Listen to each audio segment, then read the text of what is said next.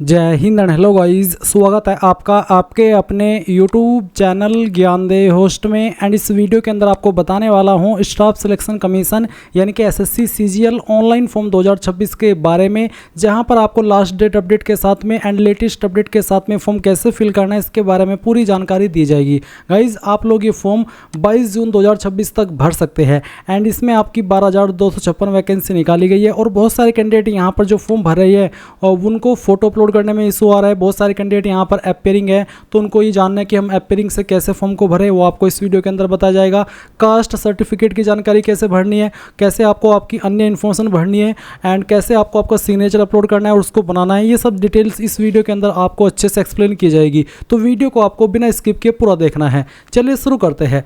अगर आपने अभी तक वीडियो को लाइक से नया किया हो तो कर देना और चैनल को सब्सक्राइब करके बेल आइकन ऑन कर लेना। फिर जो लिंक मैंने आपको इस वीडियो को डिस्क्रिप्शन में दिया है तो आप ये ओपन कर लेंगे और आपके सामने ये सब इन्फॉर्मेशन आ जाएगी। इसमें गाइज जनरल ओबीसी को 100 रुपये फीस पे करनी है मेल कैंडिडेट को, एंड जो SC ST है एंड ऑल कैटेगरी फीमेल है इनको कोई फीस पे नहीं करनी, ये फ्री में अप्लाई कर पाएंगे। डायरेक्टली इनके सामने पेमेंट करने का ऑप्शन नहीं आएगा। ये अपना फॉर्म फाइनल सबमिट करने के बाद में प्रिंट कर सकते हैं। बाकी कैटेगरी जो कि जनरल ओबीसी मेल है इनको पेमेंट करना होगा और उसके बाद में अपना फॉर्म का फाइनल प्रिंट आउट ले पाएंगे। अब आप जान सकते हैं कि कौन सी पोस्ट पर एग्जैक्टली क्या क्वालिफिकेशन चाहिए। बेसिकली इसमें ग्रेजुएट वाले कैंडिडेट अप्लाई कर सकते हैं। तो ये सभी जानकारी चेक करने के बाद आप यहाँ पर नीचे की तरफ आएंगे और एक वीडियो देखेंगे जो कि मैंने स्पेशली बनाई है फोटो सिग्नेचर को लेकर के। तो अगर आपको फोटो सिग्नेचर में कोई इशू आए, फेस ऑथेंटिकेशन करने में कोई इशू आए तो आप एक बार इस वीडियो को वॉच कर लेना, आपके सभी डाउट क्लियर हो जाएंगे। अब आप यहाँ पर इंपॉर्टेंट लिंक के सेक्शन में आएंगे और अगर आप एलिजिबल है ये सभी जानकारी जानने के बाद और आप ये फॉर्म बिना किसी मिस्टेक के भरना चाहते हैं तो इंपॉर्टेंट लिंक के सेक्शन से अप्लाई ऑनलाइन लिंक ओपन करेंगे। अब आपके सामने यहाँ पर एसएससी की ऑफिशियल वेबसाइट आ जाएगी। यहाँ पर आ जाने के बाद में मैं आपको बता दूं, अगर आप पहले से रजिस्टर्ड है इस वेबसाइट के ऊपर तो आप डायरेक्टली लॉगिन और रजिस्टर इसके ऊपर क्लिक करेंगे, अपना राशन नंबर डालेंगे जो आपको राशन करने के बाद में मिलता है, अपना पासवर्ड डालेंगे जो आपने बनाया था और कैप्चा कोड डाल करके लॉगिन कर लेंगे। अब गाइज आप पहले से रजिस्टर्ड तो है बट आपको आपका पासवर्ड नहीं पता और ना ही आपको आपका राशन नंबर पता, तो आप उसको कैसे रिकवर करेंगे वो भी आप जान लीजिए। आप फॉरगॉट पासवर्ड इसके ऊपर क्लिक करेंगे, गेट वेरिफिकेशन कोड वाला ऑप्शन सेलेक्ट करके कन्फर्म के ऊपर क्लिक करेंगे एंड देन इस तरह का इंटरफेस आएगा। अब आपको यहाँ पर आपकी डेट ऑफ बर्थ इसमें सेलेक्ट कर लेनी है जो आपने फॉर्म के अंदर भरी थी। 10th का एजुकेशन बोर्ड आपको यहाँ पर सेलेक्ट कर लेना है, फिर रजिस्टर्ड ईमेल आईडी या फिर नंबर को एक चीज़ डालनी है और गेट वेरिफिकेशन कोड इसके ऊपर क्लिक करना है। इसके बाद आपको आपके नंबर और ईमेल दोनों के ऊपर OTP सेंड किया जाएगा। कोई भी एक OTP डाल करके जब आप कंटिन्यू करेंगे तो आपको डिस्प्ले के ऊपर यहीं पर आपका राशन नंबर शो होगा और साथ ही आपको एक न्यू पासवर्ड बनाने को बोला जाएगा। तो न्यू पासवर्ड जब आप बनाएंगे तो इस तरह का बनाएंगे जैसे कि मैं आपको यहाँ पर डेमो दे करके दिखा रहा हूँ, जिसमें कि इंग्लिश का कैपिटल लेटर, स्मॉल लेटर, एक स्पेशल कैरेक्टर और साथ ही डिजिट, कुछ इस तरह का पासवर्ड आप बनाएंगे और उसको डाल करके जैसे आप सबमिट करेंगे तो आपका पासवर्ड बन जाएगा और इस पासवर्ड का इस्तेमाल करके आप यहाँ पर लॉगिन हो जाएंगे। अब गाइज अगर आप फ्रेशर है, आपने इस वेबसाइट का इस्तेमाल करके पहले कोई फॉर्म भरा ही नहीं, पहली बार कोई फॉर्म भरने वाले हैं तो आपको इसमें पहले रजिस्टर होना होगा यानी कि अपना अकाउंट क्रिएट करना होगा। इसके लिए आप यहाँ पर रजिस्टर नाउ इसके ऊपर क्लिक करेंगे, देन आपके सामने इस तरह से इंटरफेस आएगा। अब आपको यहाँ से कंटिन्यू कर देना है। कंटिन्यू करने के बाद अब आप यहाँ पर देख सकते हैं कि आपके सामने आधार OTP का जो एक सेक्शन है यहाँ पर डाल दिया है। अगर आप पहले से रजिस्टर्ड कैंडिडेट है तो गाइज जब आप लॉगिन करेंगे उस वक्त आपको ये OTP वेरिफिकेशन करना होगा, बट आप तो फ्रेशर है, पहली बार इस वेबसाइट का इस्तेमाल करके फॉर्म भर रही है तो इसलिए आपको ये चीज़ अब पहले ही करनी है जो कि 2 जून से स्टार्ट हो रही है। तो यहाँ पर पूछेगी कि आपके पास आधार कार्ड है, अगर है तो आप यस करके अपना आधार नंबर डालेंगे, उस नंबर को दोबारा डाल करके वेरीफाई करेंगे, यहाँ पर टिक करेंगे। अगर आपको जो इन्फॉर्मेशन यहाँ पर इंग्लिश के अंदर ये पैराग्राफ दिया गया है इसको हिंदी के अंदर पढ़ना है या फिर सुनना है तो आप स्विच टू हिंदी के ऊपर क्लिक करके इस ऑडियो वाले निशान के ऊपर क्लिक करके इसको सुन भी सकते हैं। एंड उसके बाद गाइज आपको सेंड OTP के ऊपर क्लिक करना है। अगर गाइज आपके पास आधार नहीं है तो आप यहाँ पर इस पहले वाले ऑप्शन में नो करके इनमें से कोई एक ID दे सकते हैं, जैसे कि आप यहाँ पर देख सकते हैं Aadhaar card, voter ID card, PAN card, driving licence, government ID card, तो इनमें से कोई भी एक ID आप दे दीजिएगा। फिर जैसे कि यहाँ पर please upload date of birth proof, जिसमें कि आप birth certificate, school leaving certificate, certificate of date of birth, इनमें से आपको एक सर्टिफिकेट देना होगा DOB प्रूफ के लिए। फिर एड्रेस प्रूफ के लिए आप इनमें से कोई एक ID दे सकते हैं। उसके बाद आप यहाँ पर आपका फ़ोटो अपलोड करेंगे। उसके बाद आप देखेंगे अपलोड जेंडर प्रूफ, आपको जेंडर प्रूफ भी देना होगा जिसमें कि आप Aadhaar card, voter ID card, birth certificate, school leaving certificate, इनमें से कोई भी एक चीज़ दे सकते हैं। तो ये सभी चीज़ें आपको देनी होगी अगर आप आधार के अलावा किसी और अन्य आईडी का इस्तेमाल करके इसमें रजिस्टर हो रहे हैं। पर अगर आपके पास आधार है तो सिंपली इसमें यस करके अपना आधार नंबर डाल करके दोबारा डाल करके यहाँ पर टिक करके सेंड ओटीपी के ऊपर क्लिक कीजिएगा। इसके बाद जो ओटीपी आपके नंबर के ऊपर गया है वो नंबर जो कि आपने आधार के साथ में लिंक करके रखा है वो आप यहाँ पर डालिएगा और वेरीफाई ओटीपी इसके ऊपर क्लिक कीजिएगा। जैसे आप इसके ऊपर क्लिक करेंगे तो देखेंगे सक्सेस यानी कि ओटीपी वेरिफिकेशन हो चुका है। अब आपको यहाँ पर जो आपका नाम है वो 10th के सर्टिफिकेट के अकॉर्डिंग भरना है। पूरा नाम आप यहाँ पर डाल दीजिएगा। इस नाम को दोबारा डाल करके आपको वेरीफाई कर देना है। फिर आपसे पूछे 3 पॉइंट में कि क्या आपने कभी आपका नाम बदला है, अगर हाँ तो यस, नहीं तो आप नो करेंगे। फिर आपका जेंडर सेलेक्ट कर लेंगे, उसको दोबारा सेलेक्ट करके वेरीफाई करेंगे।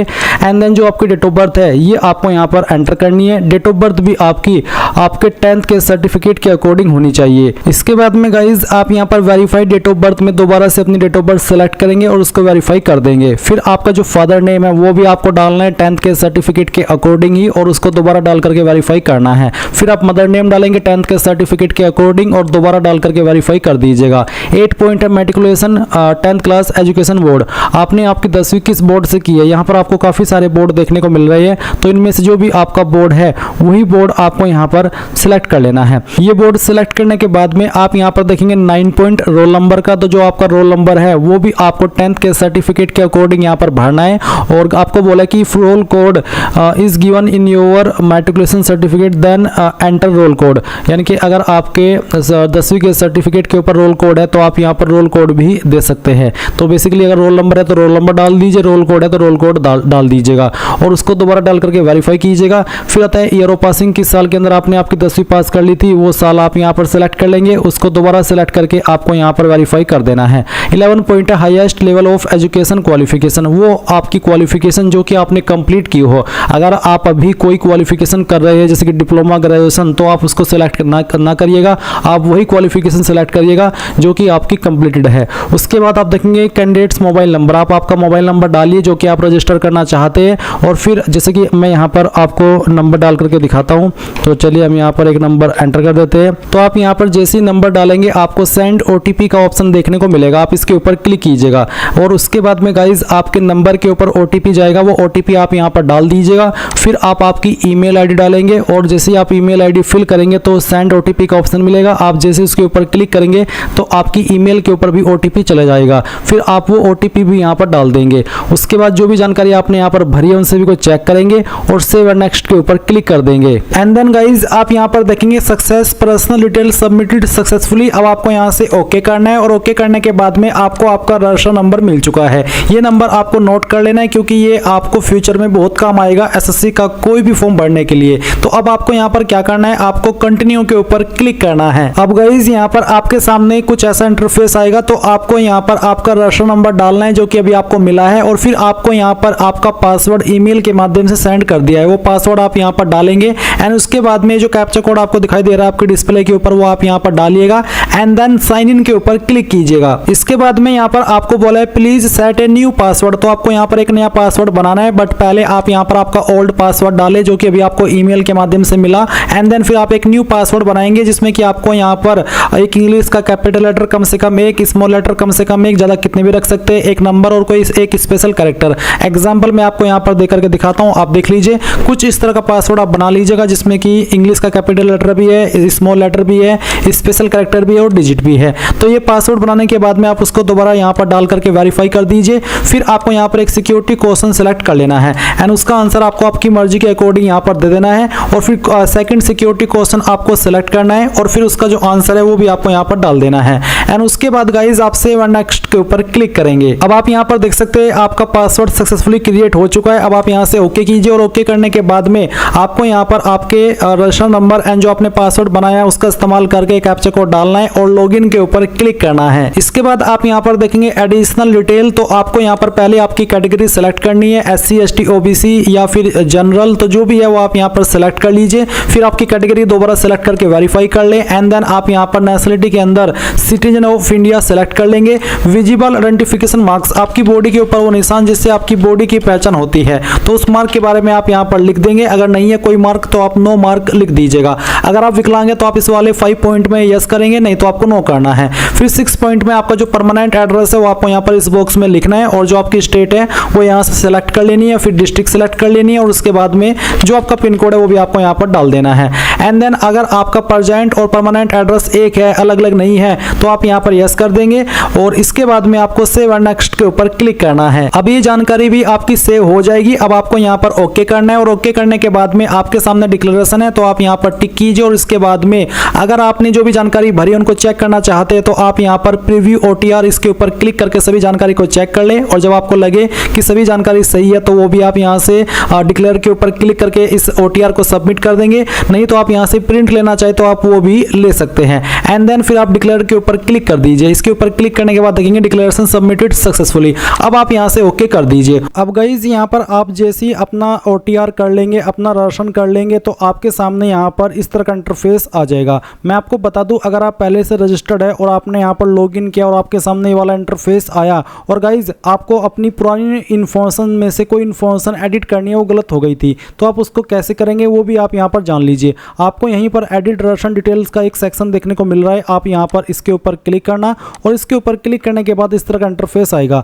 अब आप नीचे की तरफ आएंगे और यहाँ पर आप जो भी इन्फॉर्मेशन एडिट करना चाहे वो कर सकते हैं, और नीचे आकर के आपको सेंड OTP करना होगा, नंबर पर भी और ईमेल पर भी। जैसे ही आप यहाँ पर सेंड OTP कर देंगे, आपको OTP सेंड किए जाएंगे, वो OTP आपको यहाँ पर डालने होंगे, और उसके बाद में सेव एंड नेक्स्ट के ऊपर क्लिक करेंगे तो आपकी जो एडिट की अतिरिक्त इन्फॉर्मेशन है, जिसमें कि आपका एड्रेस भी है और आपकी अन्य इन्फॉर्मेशन भी है, वो सभी भी आप एडिट कर पाएंगे। और उसके बाद में आप जैसे ही अपनी प्रोफाइल को सबमिट कर देंगे तो वो सबमिट हो जाएगी, और जो मॉडिफिकेशन आपने किया है वो आपका मॉडिफिकेशन स्वीकार कर लिया जाएगा। और इसके बाद फिर आपको यहाँ पर आना है जहाँ से आपने डायरेक्टली लॉगिन करके ये वाला इंटरफेस देखा था लाइव एग्जामिनेशन के सेक्शन से, आपको अप्लाई के ऊपर क्लिक करना है। फिर गाइस इस तरह से इंस्ट्रक्शंस आएंगे, आप यहाँ पर फिल फॉर्म इसके ऊपर क्लिक करेंगे। इसके बाद ये सब इन्फॉर्मेशन आएगी जो आपने यहाँ पर OTR करते समय भरी थी, सभी इन्फॉर्मेशन चेक करते हुए नेक्स्ट के ऊपर क्लिक करेंगे और यहाँ से ओके कर देंगे। अब आपको यहाँ पर 19 पॉइंट में आपकी हाईएस्ट एजुकेशनल क्वालिफिकेशन बतानी है। हाईएस्ट क्वालिफिकेशन वो जो क्वालिफिकेशन आपकी कंप्लीट है, वो क्वालिफिकेशन आप यहाँ पर सिलेक्ट कर लीजिए। फिर 20 पॉइंट है details of qualifying educational qualification. Qualifying educational qualification वो होती है जिससे कि आप इस पोस्ट पर अप्लाई करने के लिए एलिजिबल होते हैं, और हाईएस्ट क्वालिफिकेशन आपकी ग्रेजुएशन, पोस्ट ग्रेजुएशन या PhD वो कुछ भी हो सकती है। तो 20 पॉइंट में आपको वो क्वालिफिकेशन बतानी है जिससे कि आप अप्लाई करने के लिए एलिजिबल हो रहे हैं। तो इसमें अप्लाई करने के लिए एलिजिबल होते हैं ग्रेजुएशन से, तो मैं यहाँ पर ग्रेजुएशन सेलेक्ट कर लेता हूँ। फिर 20.1 है आपका एजुकेशनल क्वालिफिकेशन स्टेटस। अब जो आपने ये क्वालिफिकेशन सेलेक्ट की है ग्रेजुएशन, ये आपकी पास है या फिर अभी आप कर रहे हैं। अगर आप अपियरिंग है तो आप यहाँ पर 2026 ईयर सेलेक्ट करेंगे, और अगर आप पास हैं तो आप पास सेलेक्ट कर लेंगे। इसके बाद आप यहाँ पर पासिंग ईयर जो भी आपका है वो सेलेक्ट कर लीजिएगा। फिर 20.3 में आपको आपकी स्टेट बतानी है कि कौन सी स्टेट से आपने इस क्वालिफिकेशन को किया है। उसके बाद में 20.4 में आपको बताना कि आपने कौन सी यूनिवर्सिटी, कौन सी इंस्टीट्यूट से आपकी इस क्वालिफिकेशन को किया है। अगर वो यहाँ पर इसमें लिस्ट में नहीं है तो आप अदर का ऑप्शन सेलेक्ट कर लीजिएगा। फिर 20.5 में आपको फाइनल ईयर का रोल नंबर डाल देना है, और जो अपियरिंग है उनके सामने में भी ये वाला ऑप्शन ना आए। और आपको ये भी कहा है कि 20.6 में कि percentage candidate who do not have their percentage mentioned on their marksheet due to कोविड-19 और any other reason for the year 2020 and 2021 can enter NA। यानी कि जिन्होंने कोविड-19 के दौरान अपनी क्वालिफिकेशन की है और उनकी परसेंटेज नहीं है, तो उनको यहाँ पर 20.6 इस वाले ऑप्शन में NA लिखना होगा। बट अगर आपके पास आपकी परसेंटेज है तो आप यहाँ पर डाल दीजिए। एंड अगर आपके नंबर CGPA के अंदर है तो आप 20.6 खाली छोड़ देंगे और 20.7 भरेंगे, और अगर आपके परसेंटेज में ही है तो फिर आपको यहाँ पर 20.6 भरना है, और 20.7 ऑटोमेटिकली डीएक्टिवेट हो जाएगा। अब आप यहाँ पर नीचे की तरफ सेव एंड नेक्स्ट के ऊपर क्लिक करके यहाँ से ओके कर देंगे। इसके बाद एडिशनल इन्फॉर्मेशन फर्स्ट में पूछा कि क्या आप एक्स सर्विसमैन हैं आर्म फोर्स के, अगर है तो आपको यहाँ पर यस करना है, और नहीं तो आप यहाँ पर नो कर देंगे। उसके बाद क्या आपको आयु सीमा के अंदर छूट चाहिए। अगर आप SC ST OBC है, जिनको SC ST को तो 5 साल और OBC को 3 साल एज के अंदर छूट मिलती है, और आप ओवर एज हो चुके हैं तो आप यहाँ पर यस करके बता सकते हैं कि मुझे किस कैटेगरी के तहत छूट चाहिए। अगर आप ओवर एज नहीं हुए हैं, भले ही आप SC ST OBC क्यों ना हो, तो आप यहाँ पर नो कर दीजिएगा। फिर 23 पॉइंट है, ये बेसिकली कहा कि क्या आपकी जो पर्सनल इन्फॉर्मेशन है क्या वो आप SSC को देना चाहते ताकि आपको फ्यूचर में जो अपडेट देते रहे किसी भी माध्यम से, चाहे ईमेल चाहे मैसेज। अगर हाँ तो यस, चाहिए आप नो करें चाहे यस करें, इस वाले ऑप्शन पर आपके फॉर्म के ऊपर कोई नेगेटिव प्रभाव नहीं पड़ेगा। इसके बाद आप सेव एंड नेक्स्ट के ऊपर क्लिक करेंगे और यहाँ से ओके कर देंगे। इसके बाद है एडिशनल इन्फॉर्मेशन 2। तो इसमें पहले आपको एग्जाम सेंटर की प्रेफरेंस देनी है 24 पॉइंट में, जहां पर आपको बताना है कि आप पहली चॉइस किस सिटी को देना चाहते हैं। जिसको भी देना चाहते हैं आपकी चॉइस के अकॉर्डिंग वो आप यहां पर सिलेक्ट कर लीजिएगा। इसके बाद में गाइज आप यहां पर देखेंगे आपका सेकंड सिटी, तो सेकंड सिटी आपको देना है अपनी चॉइस के अकॉर्डिंग, फिर थर्ड सिटी भी आपको दे देना है। 25 पॉइंट है कि आप किस मीडियम में अपना एग्जाम देना चाहते हैं, कंप्यूटर बेस्ड वाला। अगर हाँ इन हिंदी तो पहला, नहीं तो आप दूसरा। जो भी आपको लैंग्वेज के विकल्प देखने को मिलेंगे उसमें से आपको आपकी चॉइस के अकॉर्डिंग सेलेक्ट कर लेना है। फिर इसको दोबारा सेलेक्ट करके आपको यहां पर वेरीफाई करना है। 26.1 है कि are you a person with benchmark disability 40% और मोर, यानी कि क्या आप वो कैंडिडेट है जो कि विकलांग है और उनकी विकलांगता 40% या उससे ज़्यादा है। अगर आपके सामने ऑप्शन एक्टिव है तो आप इसका आंसर यस नो में कर देंगे। 26.3 जो कि सभी के लिए एक्टिव होगा, ये बेसिकली एक आप पूछा कि क्या आपको फिजिकल लिमिटेशन है लिखने में और आप खुद से एग्जाम नहीं लिख सकते, आपको उसके लिए स्क्राइब चाहिए। अगर हाँ तो आप यहाँ पर यस करेंगे, नहीं तो आपको नो कर देना है। फिर यहाँ पर 27.1 है कि are you also applying for the post of junior statistical officer, यानी कि जो जूनियर स्टैटिस्टिकल ऑफिसर की पोस्ट है क्या आप उस पर भी अप्लाई कर रहे हैं। अगर हाँ तो आप इसमें यस करेंगे। अब ये जो जूनियर स्टैटिस्टिकल ऑफिसर की पोस्ट है इस पर अप्लाई करने के लिए, वैसे तो जो बाकी पोस्ट है उन पर तो एनी स्ट्रीम से अगर आपने ग्रेजुएशन की है अप्लाई कर सकते हैं, बट इस पोस्ट पर अप्लाई करने के लिए स्पेशल एलिजिबिलिटी आपके पास क्वालिफिकेशन की होनी चाहिए। तो अगर आपके पास वो है और आप इस पर भी अप्लाई करना चाहते हैं तो आप यस कर दीजिएगा। फिर पूछा है आपसे 27.2 में कि जो उस पर अप्लाई करने के लिए एजुकेशनल क्वालिफिकेशन चाहिए क्या वो आपके पास है, तो आपको इसमें भी यस करना होगा, तभी आप एलिजिबल होंगे। इसी प्रकार से क्या आपको स्टैटिस्टिकल इन्वेस्टिगेटर ग्रेड 2 पर भी अप्लाई करना है, अगर हाँ तो आप यस कर दीजिए, नहीं तो आप नो करेंगे। गाइज फिर से बता दूं, इन पर अप्लाई करने के लिए 2 पोस्ट पर अलग से स्पेशल क्वालिफिकेशन चाहिए। तो अगर उससे जुड़ी हुई आपकी क्वालिफिकेशन है तो ही यस करना, नहीं है तो आप नो कर देना, कोई इस वाली बात नहीं है। इसके अलावा भी बहुत सारी पोस्ट है जिन पर एनी ग्रेजुएट डिग्री वाले कैंडिडेट अप्लाई कर सकते हैं। इसके बाद 29.1 है कि name of language studied at past at matriculation level, यानी कि जो मैट्रिकुलेशन लेवल है उस पर आपने कौन कौन सी लैंग्वेज को पढ़ा है। तो मैं यहाँ पर हिंदी और इंग्लिश सेलेक्ट कर लेता हूँ क्योंकि मैंने इन 2 लैंग्वेज को 10वीं में पढ़ा है। उसके बाद में मीडियम ऑफ मैट्रिकुलेशन एग्जामिनेशन, जो आपका 10वीं का मीडियम था वो हिंदी था, इंग्लिश था, क्या था वो आपको सेलेक्ट कर लेना है। उसके बाद 30.1 है कि क्या आप जो आपकी असिस्टेंट ऑडिट ऑफिसर की पोस्ट है सेंट्रल कार्डर की, इस पर भी अप्लाई करना चाहते हैं। अगर हाँ तो यस, और फिर आपको बताना कि हाँ मेरे पास इससे जुड़ी हुई क्वालिफिकेशन भी है। फिर इसी प्रकार से अगली में पूछा कि क्या आप असिस्टेंट ऑडिट ऑफिसर पर भी अप्लाई करना चाहते हैं जो स्टेट कार्डर की है। अगर हाँ तो यस, और क्या आपके पास फिर उससे जुड़ी हुई क्वालिफिकेशन है तो आप यहाँ पर यस कर देंगे।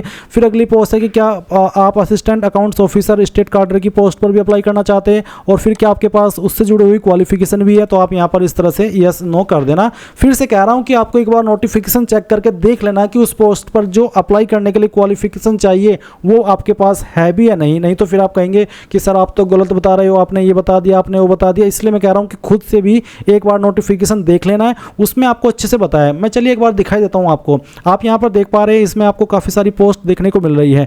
कुछ पोस्ट पर आप देख सकते हैं बैचलर डिग्री एनी स्ट्रीम, इसका मतलब हो जाता है कि किसी भी डिसिप्लिन में किसी भी स्ट्रीम में अगर आपने ग्रेजुएशन किया तो आप इन पर अप्लाई कर सकते हैं। फिर यहाँ पर कुछ पोस्ट आपको देखने को मिल रही है जैसे कि जूनियर स्टैटिस्टिकल ऑफिसर, तो इस पर अप्लाई करने के लिए आपसे एक स्पेशल एलिजिबिलिटी मांगी है। तो इसी प्रकार से जो पोस्ट यहाँ पर आपने देखी इन पर भी एक स्पेशल एलिजिबिलिटी मांगी है, तो आपको उनको देख करके यहाँ पर यस नो में आंसर करना है। इसके बाद आप सेव नेक्स्ट के ऊपर क्लिक करेंगे और ओके कर देंगे। अब आपके सामने यहाँ पर photo, signature and face authentication का ऑप्शन आएगा जैसे कि आप यहाँ पर देख सकते हैं। तो आपको जो फेस ऑथेंटिकेशन करना है ये सिर्फ और सिर्फ आपका मोबाइल से होगा MySSC ऐप का इस्तेमाल करते हुए। तो आपको ये कैसे करना है वो मैं आपको यहाँ पर बताता हूँ।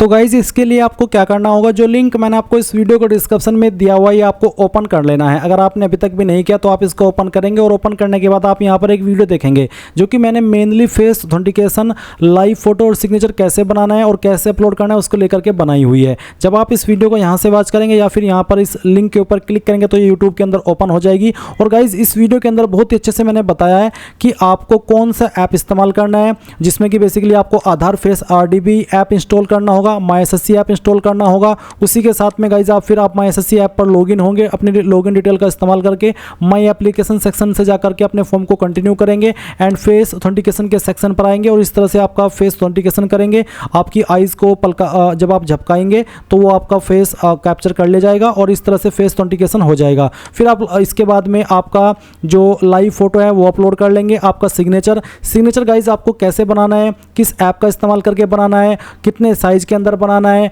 और अगर साइज़ ज़्यादा हो जाता है तो कम कैसे करना है, कम हो जाता है तो ज़्यादा कैसे करना है, इसके संबंध में अच्छे से इस वीडियो के अंदर आपको बहुत ही जानकारी दी गई है। तो गाइज़ एक बार इस वीडियो को आप वॉच कर लेना, आपको 100% यहाँ पर आपका जो फोटो सिग्नेचर है वो अपलोड होगा और सभी चीज़ें अच्छे से एक्सप्लेन की गई है। तो जब आपका यहाँ पर फोटो सिग्नेचर हो जाए, आप यहाँ पर इसी वाले पोर्टल पर आ जाएंगे जहाँ से आप फॉर्म भर रहे हैं, अगर आप फॉर्म कंप्यूटर से भर रहे हैं। तो गाइज जैसे ही आप यहाँ पर आपका फेस ऑथेंटिकेशन कर लेंगे तो आपको देखने को मिलेगा फेस ऑथेंटिकेशन स्टेटस कंप्लीटेड। साथ ही यहाँ पर आपका जो लाइव फोटो आपने कैप्चर किया है वो आपको देखने को मिल जाएगा और साथ ही आपका जो सिग्नेचर है वो भी इस तरह से आ जाएगा। इसके बाद आप सेव एंड नेक्स्ट के ऊपर क्लिक करेंगे और फिर जो भी जानकारी आपने शुरू से लेकर अभी तक भरी है वो आपके सामने आएगी। सभी जानकारी चेक करते हुए आप यहाँ पर सेव एंड नेक्स्ट के ऊपर क्लिक करेंगे, यहाँ पर टिक करेंगे, ये कैप्चा कोड डालेंगे और सबमिट कर देंगे। जैसे आप सबमिट करेंगे तो गाइज अगर आप SC ST है तो आपके सामने कोई पेमेंट का ऑप्शन नहीं आएगा, डायरेक्टली आप अपने फॉर्म का जो फाइनल प्रिंट आउट है वो ले पाएंगे। एंड अगर आप जनरल OBC है तो आपको पहले पेमेंट पर सेंड किया जाएगा, जब आप पेमेंट कर देंगे तो आप अपने फॉर्म का फाइनल प्रिंट आउट ले पाएंगे। तो गाइज इस प्रकार से आप लोग SSC CGL ऑनलाइन फॉर्म 2026 भरेंगे। आई होप ये प्रोसेस आपको पसंद आया होगा। अगर अभी भी कोई सवाल डाउट है तो आप कमेंट के माध्यम से पूछ लेना। Thanks for watching. जय हिंद।